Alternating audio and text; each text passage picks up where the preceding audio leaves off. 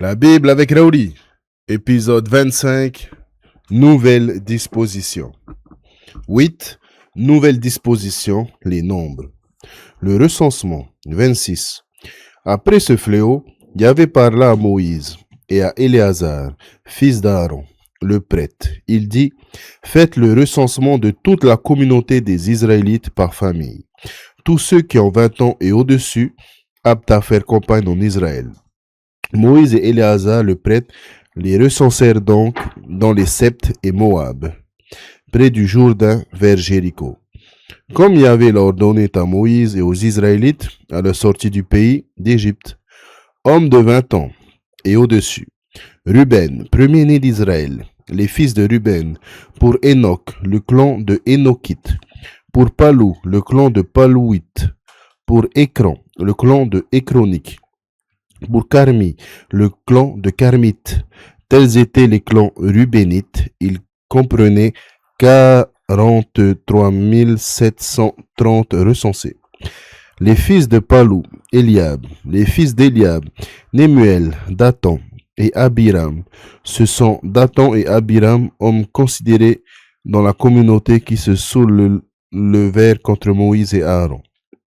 Ils étaient de la bande de Corée quand elle se souleva contre Yahvé. La terre ouvrit sa bouche et les engloutit, ainsi que Corée, lorsque périt cette bande. Lorsque le feu consuma les 250 hommes, ils furent un signe.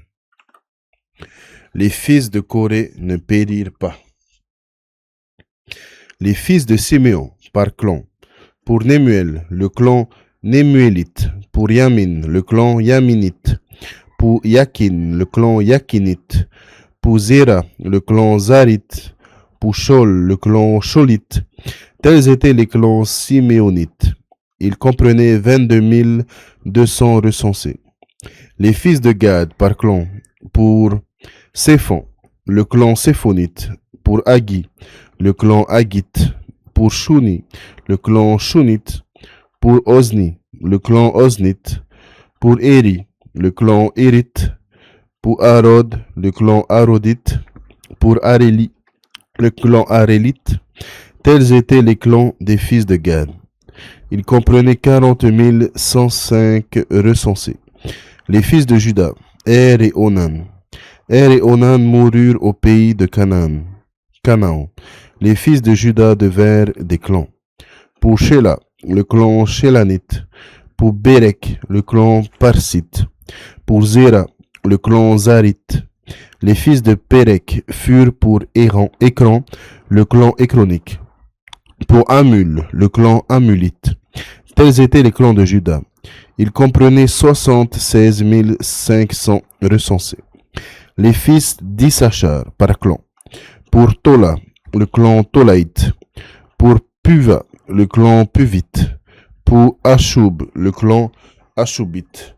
Pour Shimron, le clan Shimronite. Tels étaient les clans d'Issachar. Ils comprenaient 64 300 recensés. Les fils de Zabulon, par clan. Pour Séred, le clan Sardite. Pour Élan, le clan Élonite. Pour Yalé, le clan Yaléite. Tels étaient les clans de Zabulon. Ils comprenaient 60 105 recensés. Les fils de Joseph par clan. Manassé et Éphraïm. Les fils de Manassé pour Makir. Le clan de Makirite, et Makir engendra Galaad. Pour Galaad, le clan Galaadite. Voici les fils de Galaad. Pour Yézer, le clan Yézrite. Pour Élec, le clan Elkite. Azriel, le clan Azriélite. Shechem, le clan Shechémite. Shemida, le clan Shemidaïte. Épher, le clan Éphréite. Sélophéad, fils de Épher, n'eut pas de fils, mais des filles. Voici les noms des filles de Sélophéad. Mala, Noa, Ogla, Milka et Tirsa. Tels étaient les clans des Manassés. Ils comprenaient 52 700 recensés. Et voici les fils d'Éphraïm, par clan. Pour Shutela, le clan Shutalite. Pour Beker, le clan Bakrite. Pour Tan, le clan Tanite. Voici les fils de Shutela. Pour Eran, le clan Eranite. Tels étaient les clans d'Éphraïm. Ils comprenaient 32 105 recensés. Tels étaient les fils de Joseph par clan. Les fils de Benjamin par clan, pour Béla, le clan Baléite. Pour Ashbel, le clan Ashbélite. Pour Ahiram, le clan Arimite. Pour Shefoufam, le clan Shefoufamite. Pour Upam, le clan Upamite. Béla eut pour fils Ard, et Naam pour Ard, le clan Ardite. Pour Naam, le clan Naamite. Tels étaient les fils de Benjamin par clan. Ils comprenaient 45 600 recensés. Voici les fils de Dan par clan Shulam, le clan Shumanite. Tels étaient les fils de Dan par clan. Tous les clans Shuamites comprenaient 64 400 recensés. Les fils d'Asher par clan. Pour Imnan, le clan Imnite. Pour Ishi, le clan Ishivite. Pour Beria, le clan Bériite. Pour les fils de Beria. Pour Héber, le clan Hébrite. Pour Malkiel, le clan Malkielite. La fille d'Asher se nommait Sarah. Tels étaient les clans des fils d'Asher. Ils comprenaient 53 400 recensés. Les fils de Nephtali par clan. Pour Yassel, le clan Yasselite. Pour Gouni, le clan Gounite. Pour Yesser, le clan Yikrite. Pour Shilel, le clan Shilemite. Tels étaient les clans de Nephtali, repartis par clan. Les fils de Nephtali comprenaient 400 400 recensés. Les Israélites étaient donc 601 730 recensés. Yahvé parla à Moïse et dit, c'est à ceux-ci que le pays sera distribué en héritage, suivant le nombre des inscrits. À celui qui a un grand nombre, tu donneras un grand domaine. À celui qui a un petit nombre, un petit domaine. À chacun son héritage, en proportion du nombre des recensés. Toutefois, c'est le sort qui fera le partage du pays. Selon les nombres des noms des tribus patriarcales, on recevra son héritage. L'héritage de chaque tribu sera réparti par le sort en tenant compte du grand ou du petit nombre. Recensement des Lévites. Voici par clan les Lévites recensés. Pour Gershon, le clan Gershonite. Pour Kéad, le clan Kéatite. Pour Merari, le clan Merarite. Voici les clans de Lévi. Le clan Libnite, le clan Hébronite, le clan Malite, le clan Mouchite, le clan Koréitite. Kéad engendra Amram. La femme d'Amram se nommait Yokébed. La fille d'Amram se nommait Yokébed, fille de Lévi, qui lui était née en Égypte.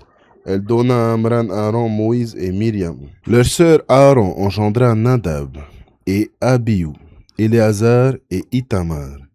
Nadab et Abihu moururent lorsqu'ils portèrent devant Yahvé un feu irrégulier.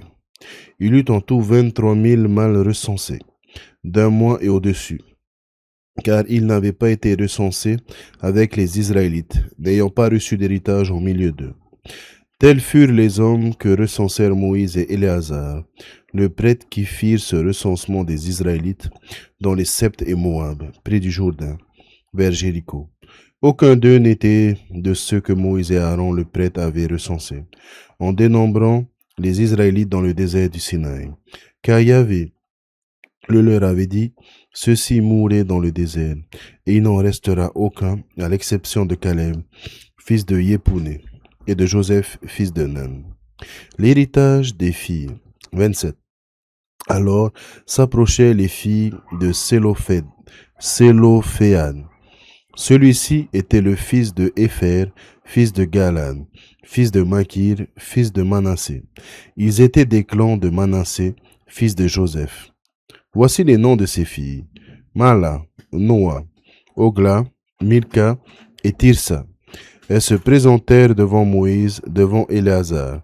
le prêtre devant les princes et toute la communauté à l'entrée de la tente du rendez-vous. Et elles dirent, notre père est mort dans le désert. Il n'était pas du parti qui se forma contre Yahvé du parti de Corée. C'est pour son propre péché qu'il est mort sans avoir eu de fils. Pourquoi le nom de notre père disparaît-il de son clan?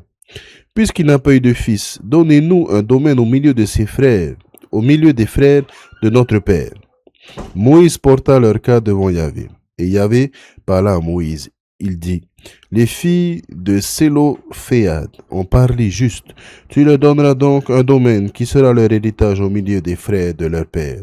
Tu leur transmettras l'héritage de leur père, puis tu parleras ainsi aux Israélites. Si un homme meurt sans avoir eu de fils, vous transmettrez son héritage à sa fille. S'il n'a pas de fille, vous donnerez son héritage à ses frères.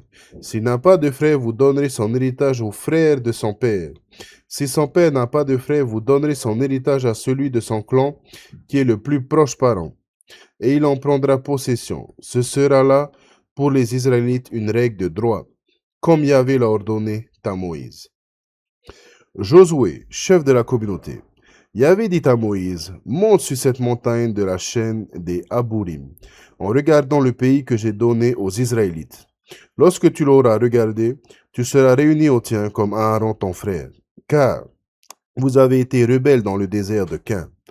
Lorsque la communauté me chercha querelle, quand je vous commandai de manifester devant elle ma sainteté par l'eau, ce sont les eaux de Mériba, de Kadès, dans le désert de Cain. Moïse parla à Yahvé et dit que Yahvé, Dieu des esprits, qui anime toute chair, établit sur cette communauté un homme qui sorte et rentre à leur tête, qu'il les fasse sortir et rentrer pour que la communauté de Yahvé ne soit pas comme un troupeau, sans pasteur. Yahvé répondit à Moïse, prends Josué, fils de Nun, homme en qui demeure l'esprit, tu lui imposeras la main, puis tu le feras venir dans Éléazar, le prêtre et toute la communauté pour lui donner devant eux tes ordres, on lui transmettre une part de ta dignité, afin que toute la communauté des Israélites lui obéisse. Il se tiendra devant Éléazar, le prêtre qui consultera pour lui selon le rite de Urim, devant Yahvé. C'est sur son ordre que sortiront et rentreront avec lui tous les Israélites, toute la communauté. Moïse fit comme Yahvé l'avait ordonné, il prit Josué, le fit venir devant Éléazar le prêtre et toute la communauté. Il lui imposa la main et lui donna ses ordres comme Yahvé l'avait dit, par l'intermédiaire de Moïse. Précision sur les sacrifices. 28. Yahvé parla à Moïse et dit, ordonne ceci aux Israélites. Vous aurez soin de m'apporter au temps fixé mon offrande, ma nourriture, sous forme de mets consumés en parfum d'apaisement. Tu leur diras, voici les mets que vous offrirez à Yahvé. A. Sacrifice quotidien. Chaque jour, 2 agneaux d'un an sans défaut, comme holocauste perpétuel. Tu feras du premier anneau l'holocauste du matin, et du second l'holocauste du crépuscule, avec l'oblation d'un 10e de mesure de fleur de farine, pétrie dans un quart de setier d'huile vierge. C'est l'holocauste perpétuel accompli jadis au mont Sinaï, en parfum d'apaisement, un mets consumé par Yahvé.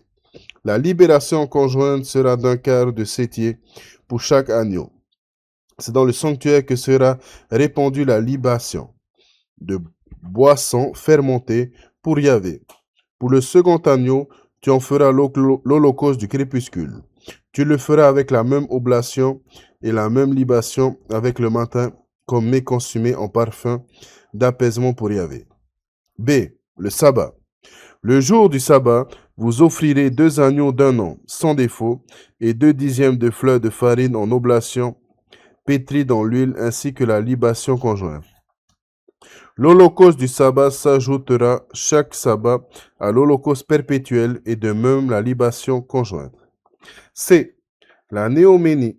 Au commencement de vos mois, vous ferez un holocauste pour Yahvé, 2 taureaux, 1 bélier et 7 agneaux d'un an sans défaut. Pour chaque taureau, 3/10 de fleurs de farine en oblation, pétrie dans l'huile pour chaque bélier. 2 dixièmes de fleur de farine en oblation, pétrie dans l'huile. Pour chaque agneau, 1 dixième de fleur de farine en oblation, pétrie dans l'huile. C'est un holocauste offert en parfum d'apaisement, un mets consumé pour Yahvé. Les libations conjointes seront d'un demi-sétier de vin par taureau, d'un tiers de sétier par bélier et d'un quart de sétier par agneau. Tel sera mois après mois l'holocauste du mois pour tous les mois de l'année. En plus de l'holocauste perpétuel, il sera offert à Yahvé un bouc en sacrifice pour le péché avec la libation conjointe. D. Les Azim. Le premier mois, le 14e jour du mois, c'est la Pâque de Yahvé. Et le 15e jour de ce mois est un jour de fête. Pendant 7 jours, on mangera des Azim. Le premier jour, il y aura une sainte assemblée. Vous ne ferez aucune œuvre servile. Vous offrirez à Yahvé des mets consumés en holocauste, 2 taureaux, un bélier, 7 agneaux d'un an sans défaut. L'oblation conjointe en fleur de farine pétrie dans l'huile sera de 3 dixièmes par taureau et de 2 dixièmes par bélier et d'1 dixième par chacun des 7 agneaux. Il y en aura un bouc en sacrifice pour le péché pour faire sur vous le rite d'expiation. Vous ferez en plus de l'holocauste du matin offert à titre d'holocauste perpétuel. Vous ferez ainsi chaque jour pendant 7 jours. C'est une fourniture, un mets consumé en parfum d'apaisement pour Yahvé. Il est offert en plus de l'holocauste perpétuel et de sa libation conjointe. Les 7e jours, vous aurez une sainte assemblée et vous ne ferez aucune œuvre servile. E. La fête des semaines. Le jour des prémices, quand vous offrirez à Yahvé une oblation de fruits, nouveau à votre fête des semaines. Vous aurez une sainte assemblée. Vous ne ferez aucune œuvre servile. Vous ferez un holocauste en parfum d'apaisement pour Yahvé. 2 taureaux, un bélier, 7 agneaux d'un an. L'oblation conjointe en fleur de farine pétrie, dont l'huile sera de 3 dixièmes pour chaque taureau et de 2 dixièmes pour chaque bélier, d'1 dixième pour chacun des 7 agneaux. Il y aura un bouc en sacrifice pour le péché. Pour faire sur vous le rite d'expiation, vous ferez cela en plus de l'holocauste perpétuel de son oblation et des libations conjointes. F. La fête des acclamations. 29. Le 7e mois, le premier du mois, vous aurez une sainte assemblée. Vous ne ferez aucune œuvre servile. Ce sera pour vous le jour des acclamations. Vous ferez un holocauste en parfum d'apaisement pour Yahvé, un taureau, un bélier, 7 agneaux d'un an sans défaut. L'oblation conjointe en fleur de farine pétrie dans l'huile sera de 3 dixièmes pour le taureau et de 2 dixièmes pour le bélier, d'1 dixième pour chacun des 7 agneaux, et il y aura un bouc en sacrifice pour le péché, pour faire sur vous le rite d'expiation. Cela en plus de l'holocauste mensuel, de son oblation, de l'holocauste perpétuel, et de son oblation de leur libation conjointe, selon la règle, en parfum d'apaisement, comme mets consumé pour Yahvé. G. Le jour des expiations. Le 10e jour de ce 7e mois, vous aurez une sainte assemblée. Vous jeûnerez et vous ne ferez aucun travail.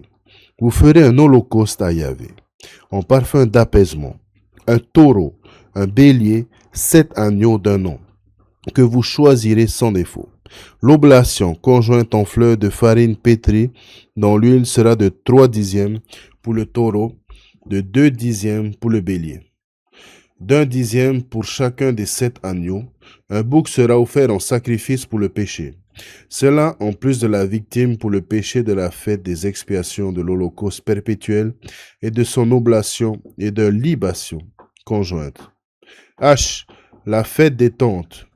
Le 15e jour du 7e mois, vous aurez une sainte assemblée. Vous ne ferez aucune œuvre servile, et pendant 7 jours, vous célébrerez une fête pour Yahvé. Vous ferez un holocauste, mais consumé en parfum d'apaisement pour Yahvé. 13 taureaux, 2 béliers, 14 agneaux d'un an, sans défaut. Les oblations conjointes en fleur de farine pétrie dans l'huile seront de 3 dixièmes pour chacun des 13 taureaux, de 2 dixièmes pour chacun des 2 béliers, d'1 dixième pour chacun des 14 agneaux. On ajoutera un bouc en sacrifice pour le péché. Cela en plus de l'holocauste perpétuel, de son oblation et de sa libation. Le second jour, 11 taureaux, 2 béliers, 14 agneaux d'un an sans défaut. L'oblation et les libations conjointes, faites suivant la règle selon le nombre des taureaux, des béliers et des agneaux. Un bouc pour le sacrifice pour le péché, en plus de l'holocauste perpétuel, de son oblation et de sa libation. Le troisième jour, 11 taureaux, 2 béliers, 14 agneaux d'un an sans défaut. L'oblation et les libations conjointes faites suivant la règle selon le nombre de taureaux, des béliers et des agneaux. Un bouc pour le sacrifice pour le péché, en plus de l'holocauste perpétuel, de son oblation et de sa libation. Le quatrième jour, 10 taureaux, 2 béliers, 14 agneaux d'un an sans défaut. L'oblation et les libations conjointes faites suivant la règle, selon le nombre des taureaux, des béliers et des agneaux. Un bouc pour le sacrifice, pour le péché, en plus de l'holocauste perpétuel, de son oblation et de sa libation. Le cinquième jour, 9 taureaux, 2 béliers, 14 agneaux d'un an, sans défaut. Les oblations et les libations conjointes, faites suivant la règle selon les nombres des taureaux, des béliers et des agneaux. Un bouc pour le sacrifice pour le péché, en plus de l'holocauste perpétuel, de son oblation et de sa libation. Le sixième jour, 8 taureaux, 2 béliers, 14 agneaux d'un an, sans défaut. L'oblation et les libations conjointes, faites suivant la règle selon le nombre des taureaux, des béliers et des agneaux.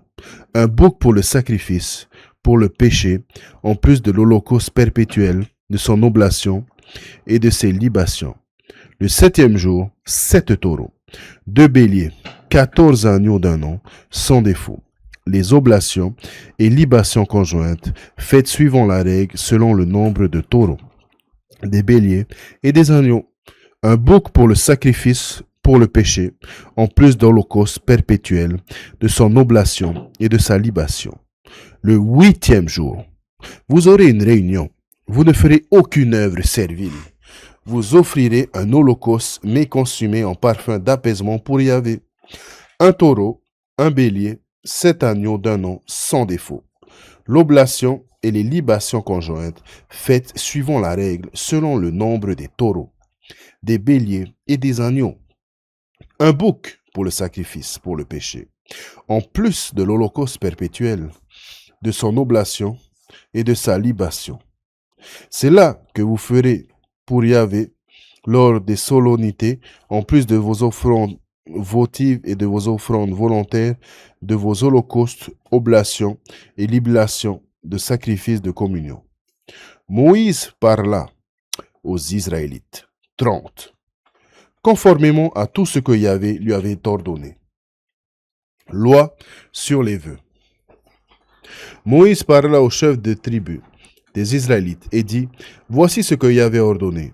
Si un homme fait un vœu à Yahvé ou prend par serment un engagement formel, il ne violera pas sa parole.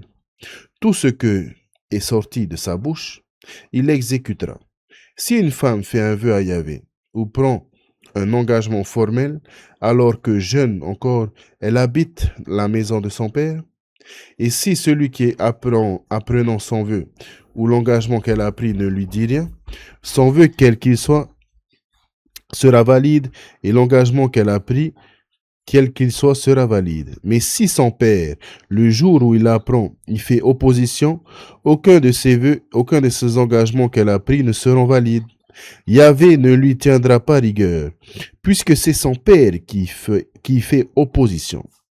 Si étant tenue par des vœux ou par un engagement sorti inconsidérément de sa bouche, elle se marie, et si son mari l'apprenait, ne lui dit rien le jour où il en est informé, ses vœux seront valides et les engagements qu'elle a pris seront valides. Mais si le jour où il apprend son mari lui fait opposition, il annulera le vœu qui la tient ou l'engagement qui l'oblige sorti inconsidérément de sa bouche. Yahvé ne lui en tiendra pas rigueur. le vœu d'une femme veuve ou répudiée et tous les engagements qu'elle a pris seront valides pour elle. Si c'est dans la maison de son mari qu'elle a fait un vœu ou pris un engagement pour serment, et si, en l'apprenant, son mari ne lui dit rien et ne lui fait pas l'opposition, son vœu qu'elle lui soit sera valide et l'engagement qu'elle a pris et qu'elle soit sera valide. Mais si son mari l'apprenant les annule, le jour où il en est informé, rien ne sera valide de ce qui est sorti de sa bouche, vœu ou engagement. Son mari les ayant annulés, Yahvé ne les tiendra pas rigueur. Tout vœu et tout serment qui engage, la femme, son mari, peut les valider ou les annuler.